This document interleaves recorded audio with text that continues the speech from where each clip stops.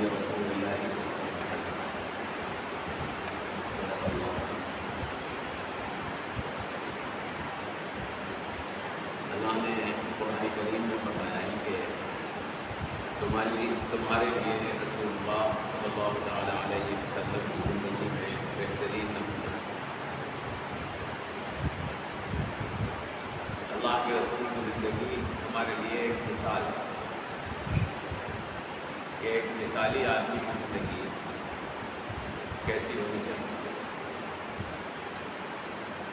تو اسی لیے تاکہ ہمیں یہ معلوم ہو کہ رسول اللہ صلی اللہ تعالیٰ علیہ وسلم کی زندگی کیسی تھی، تاکہ ہم اپنے آپ کو اس طرح سے بنا سکیں، اس طریقے کا بنا سکیں۔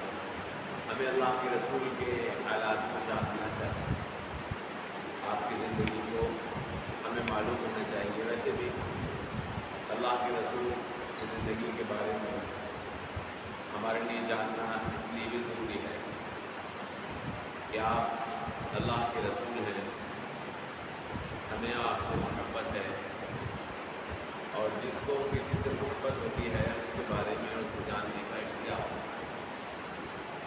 لہذا اللہ کے رسول کے بارے میں ہمیں جاننے کا اشتیاق ہے کہ آپ کیسے ہیں، آپ کی زندگی کیسی تھی، آپ نے کیا کیا کیا، کیسے چلتے تھے، کیسے پھرتے تھے، کیسے کھاتے تھے، تعلقات آپ کے کیسے تھے، آپ نے اتنی چھوٹی سی زندگی میں اتنے بڑے کارنامے انجام کیسے دیے۔ تو اس لیے ہمیں اللہ کے رسول کی زندگی کے بارے میں جاننا چاہیے۔ اللہ کے رسول دنیا کے کامیاب ترین آدمی، انہوں نے چند برسوں میں ایسے کام کر دیے کہ ہزاروں سال کے بعد بھی لوگ ان کے کاموں کو بھلا نہیں سکتے، اور ان کی باتوں سے، ان کے کاموں سے آج بھی، جبکہ آپ کو تشریف لے گئے دنیا سے 1400 سال سے بھی زیادہ ہو گئے، آج بھی لوگ ان سے فائدہ حاصل کرتے ہیں۔ تو ایک کامیاب ترین آدمی ہیں اللہ کے رسول صلی اللہ علیہ وسلم، لہٰذا ہمیں ان کے بارے میں جاننا چاہیے تاکہ ہم بھی ان کے نقش قدم پر چلیں اور کامیابی ہم بھی حاصل کر سکیں۔ دنیا کے اعتبار سے بھی اللہ کے رسول کامیاب ترین آدمی ہیں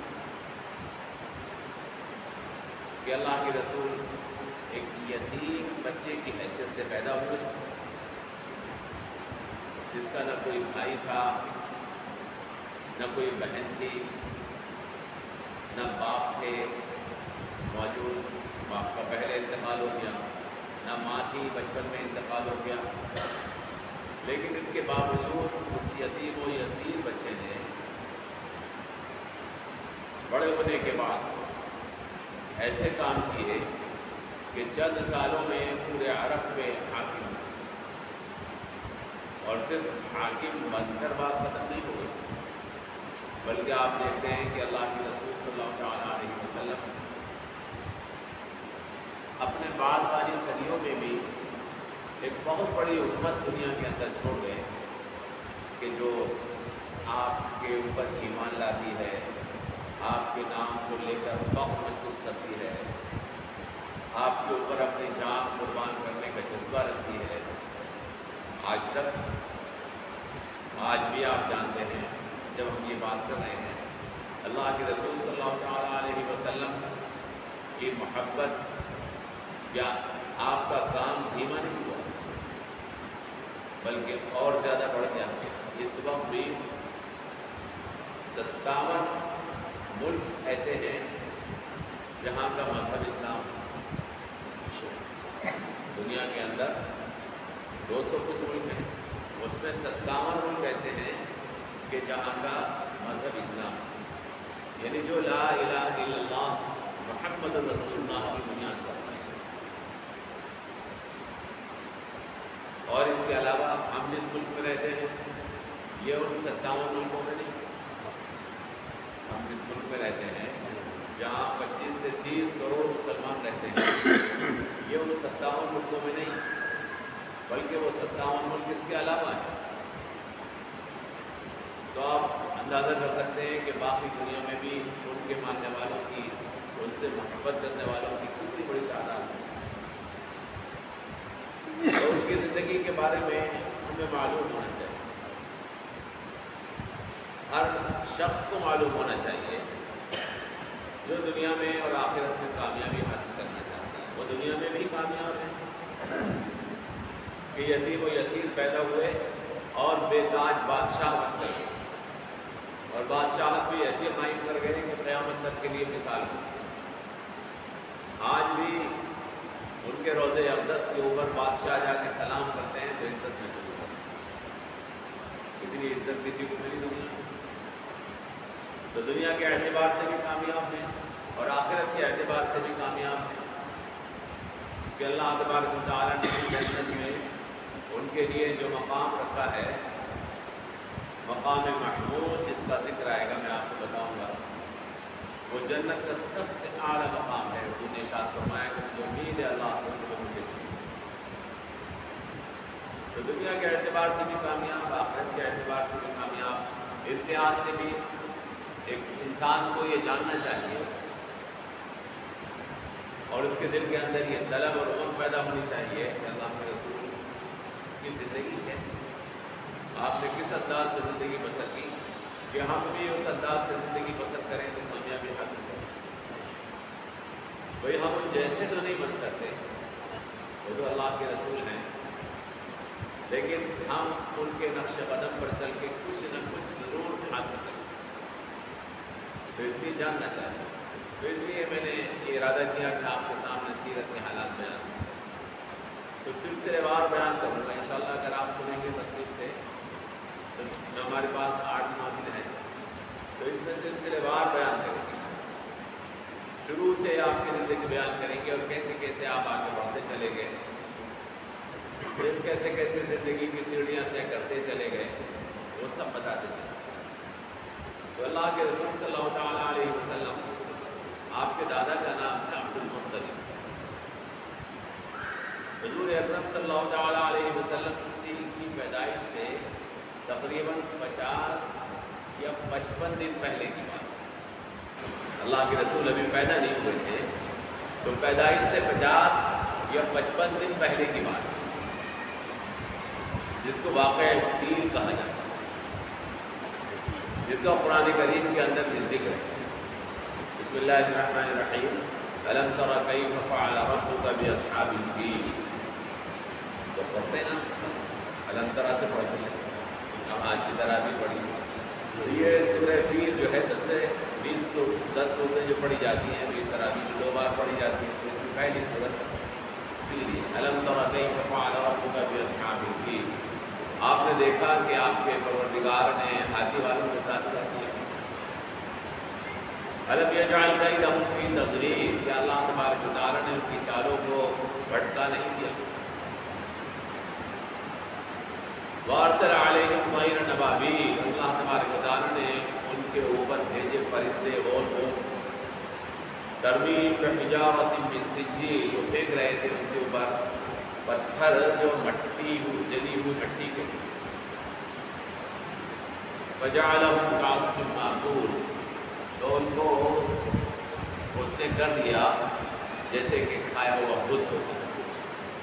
بھینس جو منہ کے اندر بھس چباتی ہے تو وہ کیسا ہو جاتا ہے، اللہ نے فرمایا وہ لشکر جو حملہ کرنے کے لیے آیا تھا وہ ایسا ہو گیا جیسے کھایا ہوا بھس ہوتا ہے۔ وہ قرآن کریم میں اس واقعے کا ذکر ہے۔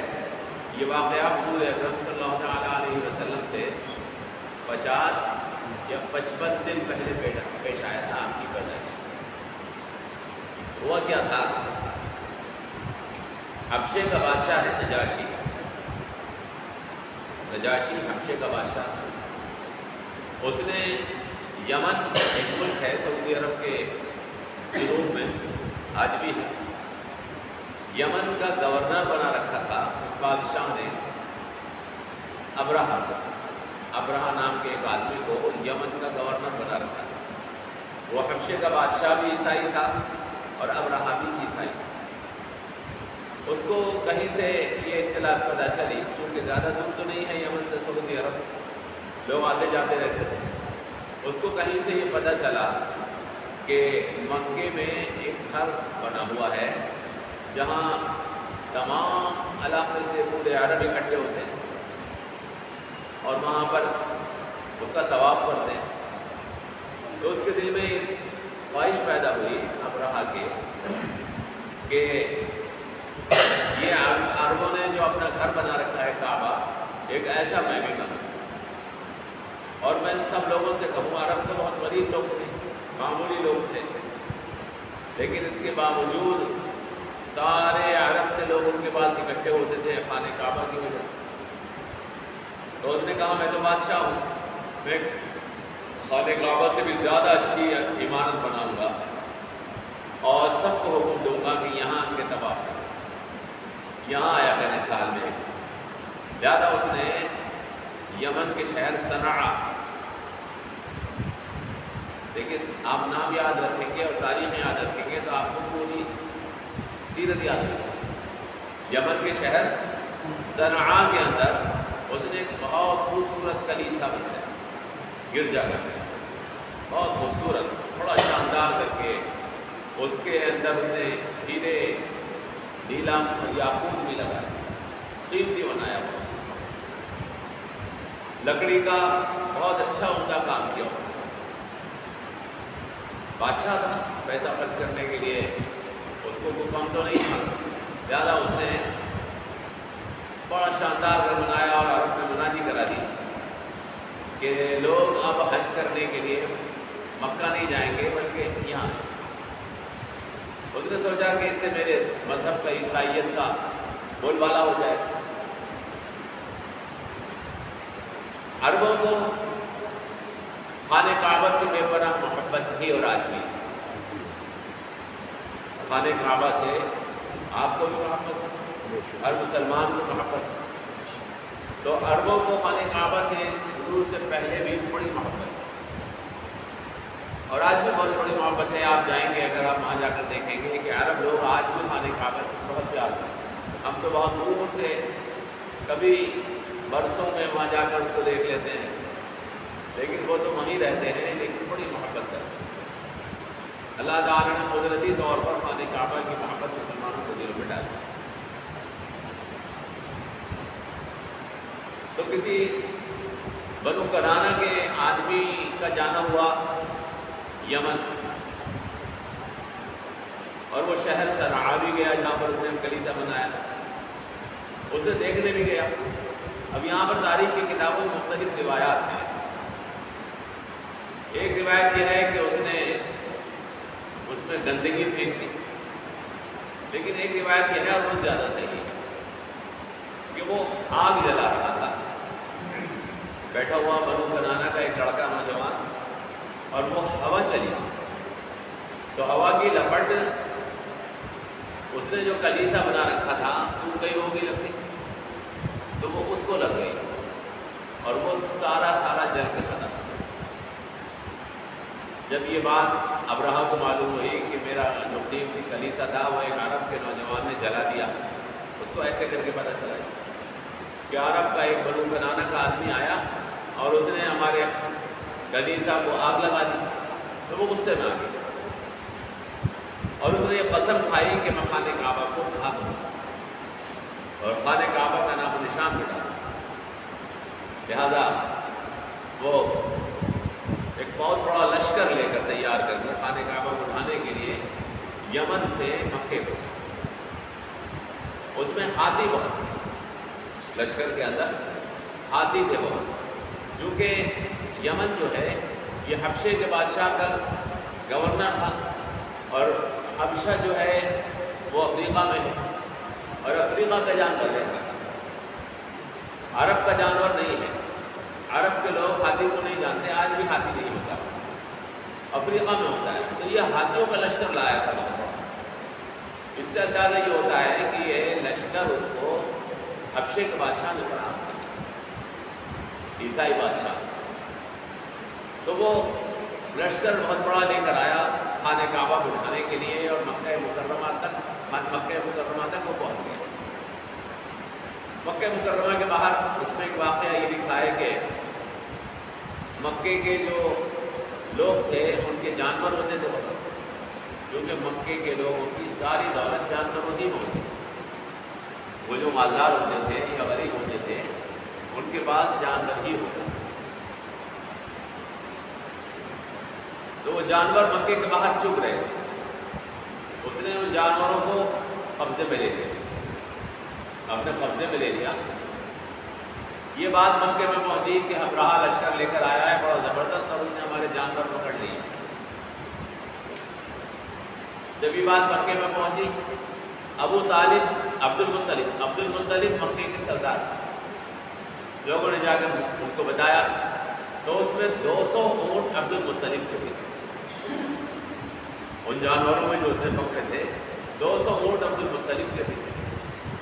تو عبد المطلب نے یہ کہا مکے کے لوگوں سے کہ گھبراؤ مت، پریشان ہونے کی کوئی ضرورت نہیں ہے، میں جاتا ہوں اور جا کے میں اس سے بات کرتا ہوں، دیکھتا ہوں کس ارادے سے آیا اور میں اپنے جانوروں کی بھی بات کروں۔ لہٰذا کتابوں میں آیا ہے، حدیث کی کتابوں میں بھی ہے اور تاریخ کی کتابوں میں، سیرت کی کتابوں میں بھی ہے کہ عبد المطلب گئے اس سے ملاقات کرنے کے لیے۔ عبد المطلب کے بارے میں یہ لکھا ہے کہ بڑے شاندار خوبصورت آدمی، لئیم شہید اور شاندار، چہرے کے اوپر جلال اور چہرے کے اوپر روب۔ ابرہہ کا جو بادشاہ ابرہہ نے تھا وہ زیادہ خوبصورت نہیں، ایسے ہی۔ بہرحال جب یہ وہاں پر پہنچے، وہ اپنے تخت کے اوپر بیٹھا ہوا تھا، اجازت دے کر اندر پہنچے تو ان کو دیکھ کر ایسا روب اس کے اوپر پڑا کہ وہ تخت سے نیچے اتر گیا اور ان کو اپنے برابر میں بٹھایا عبد المطلب، اور ابھی تو جانتا نہیں تھا۔ اس نے پوچھا کہ آپ کیسے آئے؟ تو حضرت عبد المطلب نے فرمایا کہ میں تمہارے پاس اس لیے آیا ہوں کہ میں نے سنا ہے تم نے میرے 200 اونٹ پکڑ لیے، لہٰذا میرے اونٹ واپس کرو، میں اپنے اونٹ لینے کے لیے آیا ہوں۔ تو ابرہہ نے یہ بات کہی کہ چونکہ وہ عربی نہیں جانتا تھا، اس نے ترجمان سے کہی یہ بات، جو ترجمانی کر رہا تھا، کہ اس سے یہ کہو کہ میں نے جب تمہیں دیکھا تھا تو دیکھنے کے بعد میں تم سے مغروب ہو گیا تھا، تو بڑے شاندار اور بڑے خوش شکل آدمی ہو، لیکن جب میں نے تمہاری بات سنی تو میں جو تم سے مغروب ہوا تھا وہ ختم ہو گئی تھی، یعنی میں لشکر لے کر آیا ہوں، تمہارے خانہ کعبہ کو اٹھانے کے لیے آیا ہوں، تمہارے مکے پر حملہ کرنے کے لیے آیا ہوں، اور تم 200 اونٹوں کی بات کر رہے ہو مجھ سے، تو تمہاری جو شخصیت کا روب میرے اوپر جمع تھا وہ تمہاری بات سے ختم ہو، یہ اس نے کہا۔ تو حضرت عبد المطلب نے ترجمان سے کہا کہ اس سے کہو کہ یہ خانہ کعبہ کو اٹھانے کے آیا ہے، خانہ کعبہ کا رب اللہ اور اس گھر کی حفاظت اللہ کے ذمہ ہے، ہاں اللہ نے اونٹ مجھے دے رکھے ہیں، ان کی حفاظت میرے ذمہ ہے، تو میں اپنے اونٹوں کی بات کروں گا، گھر کی بات اللہ جانے، اس کے گھر کو اٹھانے کے لیے آئے ہو، اگر خدا کا گھر ہے تو وہ خود بچا لے گا، اور اگر اس کا گھر نہیں ہے تو مجھے بچانے کی ضرورت ہے۔ یہ بات انہوں نے کہہ دی تو ابرہہ نے کہا کہ اس کو اونٹ واپس کر دو اور اس سے کہہ دو کہ دیکھیں گے ہم تم تیرا خدا کیسے خانہ کعبہ کو بچائے گا۔ یہ اپنے اونٹ واپس لے کے آ گئے مکہ مکرمہ میں، اور آنے کے بعد انہوں نے مکے والوں سے کہا کہ دیکھو بڑا میں لشکر دیکھنے کے لیے گیا تھا، اونٹ تو بہانہ تھے، میں دیکھنے گیا تھا کہ کیسا لشکر ہے کہ ہم اس کا مقابلہ کر سکتے ہیں، ہم اس کے لشکر کا مقابلہ نہیں کر سکتے، لہذا مکہ خالی کر دو،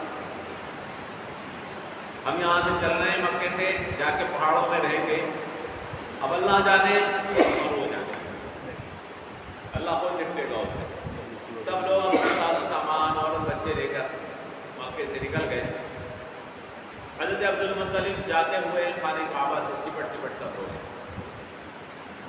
اور انہوں نے وہاں پر دعا کی، وہ تاریخ کی کتابوں میں دعا ملتی ہے کہ اے اللہ ہمارے اندر طاقت نہیں ہے کہ ہم اس کا مقابلہ کر سکیں، اے اللہ تو اس کعبے کا رب ہے، اپنے اپنے گھر کی حفاظت تو فرما، اس کی حفاظت کی ذمہ داری تیرے اوپر۔ روئے رو رو کر انہوں نے وہاں پر سب لوگوں نے آمین کہی، اور پھر اس کے بعد یہ مکہ خالی کر کے چلے گئے۔ پھر اس کے بعد ابراہ نے حکم دے دیا لشکر کو کہ چلو خانہ کعبہ آنے کے لیے مکے کی طرف روانہ ہو۔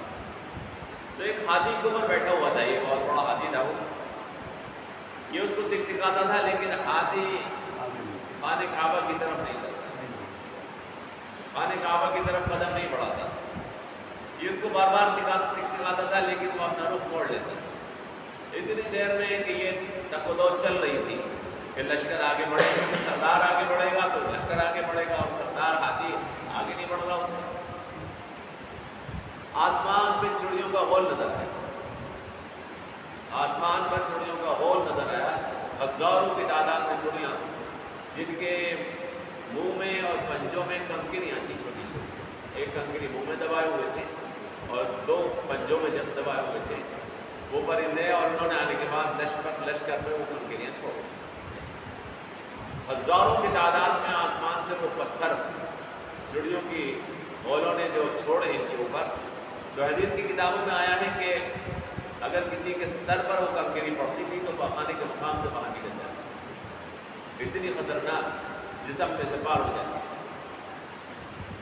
لشکر میں افراتفری مچ گئی، ایک غول جاتا تھا، دوسرا آتا تھا، کنکری برساتا تھا، تیسرا آتا تھا، ایسے غول پہ غول آتے رہے، اور انہوں نے کنکری برسائیں، حتیٰ کہ اس پورے لشکر کا بھس نکلا۔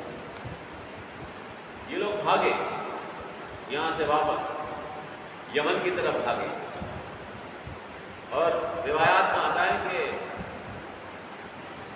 مکے سے لے کر یمن تک سارے راستے کے اوپر یہ لشکر مرتا تھا، کیونکہ کنکریاں جس کے پڑتی تھیں وہ مر جاتا تھا، بیمار ہو جاتا تھا، جسم سڑنے لگتا تھا، اور وہ راستے میں تمام یہاں سے وہاں تک لاشیں پڑی ہوئی تھیں، حتیٰ کہ بادشاہ بھی جا کر مر گیا وہاں پر۔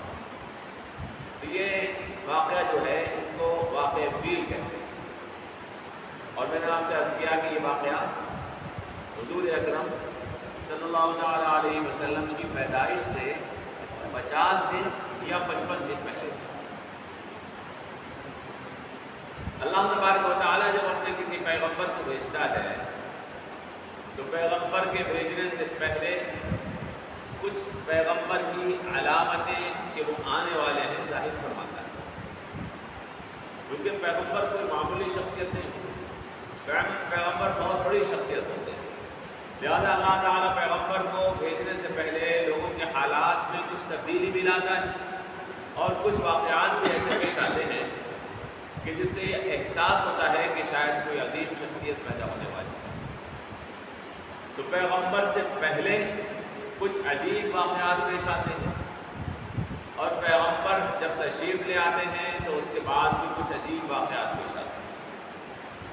تو یہ چیز آپ ذہن میں رکھیے کہ پیغمبر کے دعوائے نبوت سے پہلے، پیغمبر کے دعوائے نبوت سے پہلے جو عجیب، یا پیدائش سے پہلے یا نبوت کے دعوے سے پہلے جو عجیب و غریب واقعات پیش آتے ہیں ان کو ارحاس کہا جاتا ہے۔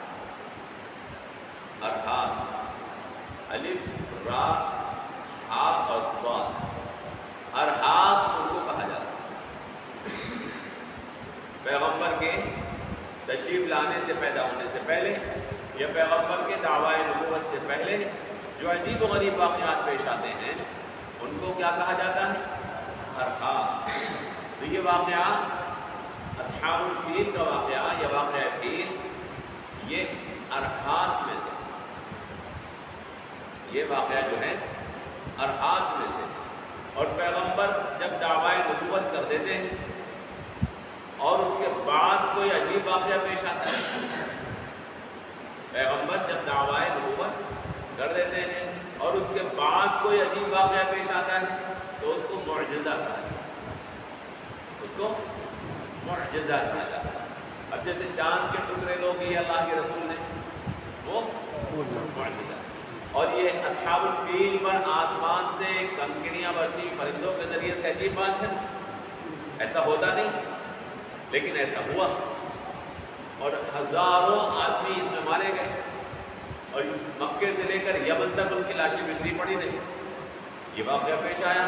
اور کب آیا یہ واقعہ پیش؟ حضور اکرم صلی اللہ علیہ وسلم کی پیدائش سے 50 یا 55 دن پہلے. تو یہ اس واقعے کو کیا کہا جائے گا؟ یہ معجزہ نہیں ہے، یہ اس کو کہا جائے گا ارحاس. یہ ارحاس کہ جو اللہ تبارک و تعالیٰ نے نبی کو بھیجنے سے پہلے کچھ علامتیں ظاہر فرمائیں کہ اب ایک عظیم شخصیت تشریف لانے والی ہے. لوگ ہوشیار ہو جائیں. اب باطل کو ایسے رگڑ دیا جائے گا. باطل جب ہم کے مقابلے پر آئے گا تو اب نبی تشریف لا رہے ہیں. اب باطل کا زندہ رہنا آسان نہیں ہے. جب تک نبی نہیں آتے تو باطل کا زندہ رہنا بہت آسان ہوتا ہے. شیطان اکیلا ہے میدان میں جو چاہے سو کر رہا. اب نبی آ گئے، اب نبی سے مقابلہ کرنا پڑے گا. اب شیطان کی فتح آسان نہیں ہے. تو یہ واقع ارحاس ہے جو واقع فیل کے نام سے. اور بھی کچھ واقعات پیش آئے ہیں، میں آپ کو بتاؤں گا، لیکن زیادہ تفصیل سے اس لیے نہیں بتاؤں گا کہ 8 یا 9 دن میں ساری باتیں انشاءاللہ پوری کرنی ہیں. تو اس لیے میں آپ سے عرض کر رہا ہوں کہ پیغمبر کے بارے میں ہمیں اللہ تبارک و تعالیٰ نے ان کی زندگی کے بارے میں جاننے کا حکم دیا، اپنے رسول کے بارے میں ہمیں جاننے کا حکم دیا. یہ واقعہ فیل جو ہے، اس واقعہ فیل کو یعنی ہاتھیوں والے واقعے کو ایسا نہیں ہے کہ صرف قرآن میں بیان کیا گیا. اللہ تعالیٰ کئی فعل ربک کا میں نے آپ کو بتایا ہے نا. ایسا نہیں ہے کہ صرف حدیثوں میں بیان کیا گیا، بلکہ اللہ تبارک و تعالیٰ نے اس واقعے کو قرآن میں بھی بیان کیا ہے، حدیثوں میں بھی بیان کیا گیا ہے، تاریخ کی کتابوں میں بھی موجود ہے، اور اس کو عیسائی ہسٹورین نے بھی لکھا ہے. ہاں انہوں نے ایک گڑبڑ کی. انہوں نے عیسائی ہسٹورین نے اس واقعے کو لکھا ہے کیونکہ اتنا چھوٹا سا واقعہ نہیں تھا، یہ بہت بڑا واقعہ ہے. ایک ملک سے لے کر دوسرے ملک تک لاشیں بکھری پڑی، آسمان سے پتھر برسے تھے. تو کوئی چھوٹا واقعہ نہیں تھا. عیسائی ہسٹورین نے بھی اس کو لکھا ہے. لیکن انہوں نے یہ کہا کہ ابرہا جو خانہ کعبہ کو ڈھانے کے لیے آیا تھا، چونکہ موسم یمن کا اور مکے کا بدلا ہوا ہے، لہذا ان میں بیماریاں پھیل رہی ہیں، اور وہ بیماریوں سے چیچک سے ڈر کے بھاگ گئے. وہ بات چھپا گیا کہ کنکری جو پڑی تھی اس کی وجہ سے جسم سڑ گیا. جو آسمان سے کنکریاں برسائی گئی تھی وہ چھپا دی گئی عیسائی ہسٹورین نے اس بات کو.